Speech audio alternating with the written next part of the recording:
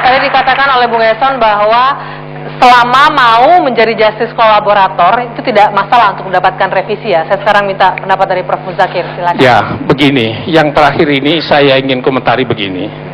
Itu mungkin tidak tepat dalam konteks pembinaan dengan justice kolaborator. Justice kolaborator itu adanya berakhir sampai ruang sidang pengadilan, itu meringankan putusan pengadilan. Kalau misalnya sudah sampai pembinaan terpidana, andai kata justice kolaborator itu di lembaga pemasyarakatan dia melanggar disiplin, tetap juga nggak dapat gitu ya. Bukan berarti itu justice kolaborator kemudian dapat, itu keliru. Karena apa? Justice kolaborator itu sudah sejak awal sudah ditetapkan oleh aparat penegak hukum, dia adalah justice kolaborator. Jaksa menuntut harus melampirkan dokumen itu. Hakim memutus setelah mempertimbangkan itu, selesai penghargaannya. Di dalam dia berlaku sebagai narapidana atau terpidana atau anak binaan, kalau melanggar aturan, ya dia tidak dapat remisi.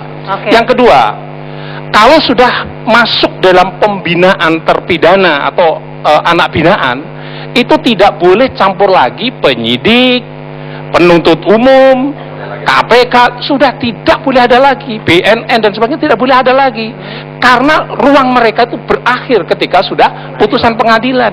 Nah, di dalam PP itu kalau ingin memberikan remisi masih minta konsultasi, minta pertimbangan, wajib minta pertimbangan kepada mereka. Anda tidak sepakat dengan itu? Tidak bisa, itu bidangnya berbeda.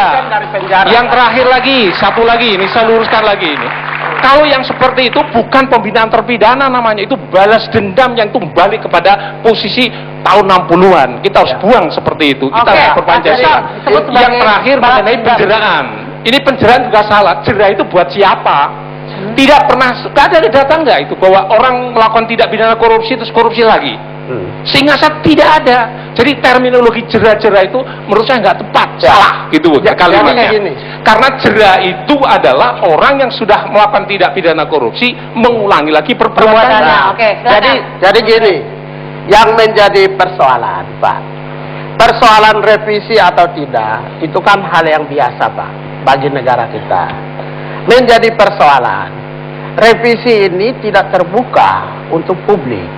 Revisi ini juga tidak meminta pertimbangan dari KPK dan kepolisian termasuk Komnas HAM, ya, dari perspektif masing-masing gitu loh. Nah, itu yang justru menjadi persoalan sehingga menguji terhadap kurang tepat keinginan untuk revisi ini menjadi pro kontra. Kementerian Hukum dan HAM mereka sedang menyelenggarakan seminar, pertemuan-pertemuan, mengundang teman-teman ICW, mengundang KPK, tapi ICW tadi kata Pak Menteri nggak datang, kemudian KPK tidak datang. Mereka hari ini sedang kalau begitu bikin academic note dong, baru dilempar ke publik. Saya pikir itu sedang dikerjakan oleh Kementerian Hukum dan HAM. Ya. Terus itu yang satu ya. Yang kedua, ingin juga saya sampaikan gini. Dari sisi kita kan bicara mengenai hak-hak ini, nanti di luar berteriak banyak mengenai hak. Dari sisi hak asasi manusia sebenarnya ya, kalau sesuatu yang sudah diatur melalui peraturan perundang-undangan itu tidak melanggar HAM. Jadi remisi itu kalau sudah dibatasi melalui peraturan perundang-undangan tidak melanggar HAM. Itu yang namanya derogable right. Jadi sekarang dengan pernyataan saya ini sudah tidak boleh lagi bicara mengenai hak-hak. Para politisi lebih banyak bicara mengenai hak-hak, bahwa itu hak narapidana, itu hak para tidak boleh lagi bahwa dia dipilih itu oleh politisi gitu.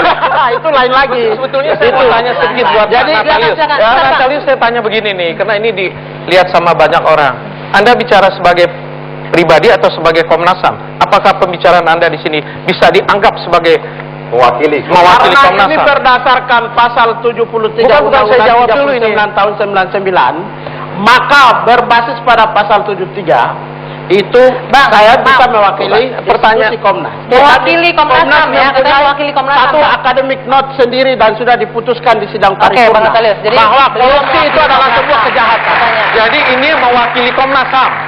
Bisa dipertanggungjawabkan ini, nggak boleh kita tanya. Saya sudah bilang, Komnas HAM melalui sidang paripurna bulan November sudah dibahas tentang relevansi antara korupsi dan jadi poinnya jika mewakili Komnas HAM dengan adanya kita akan keputusan tanya sidang paripurna Komnas HAM sependapat dengan pernyataan beliau. saya itu basisnya adalah pernyataan saya basisnya adalah berdasarkan sidang paripurna bulan November, Pak.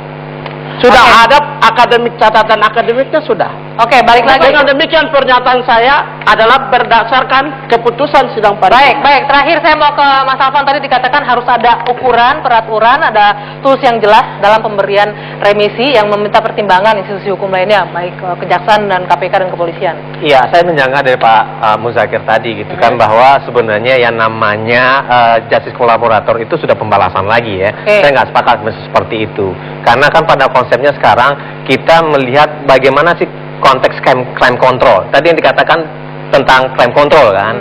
Nah, crime control itu mengatur dari konteks dari filosofis dari pembinaan itu sendiri ya. Nah, kalau misalnya menurut saya sekarang ini negara ini sudah berikrar berdasarkan undang-undang dan kemudian BPP yang mengatakan oke, untuk mengukur Anda itu sudah berkelakuan baik itu ada di pasal 34 dan tingkat B.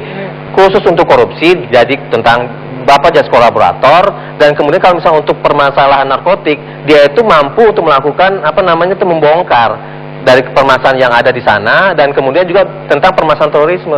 Nah, jadi di situ sebenarnya cara mengukurnya. Kalau misalnya kita melepaskan itu aja gitu kan, balik kepada PP Permen ya nomor 147 sudah gitu kan.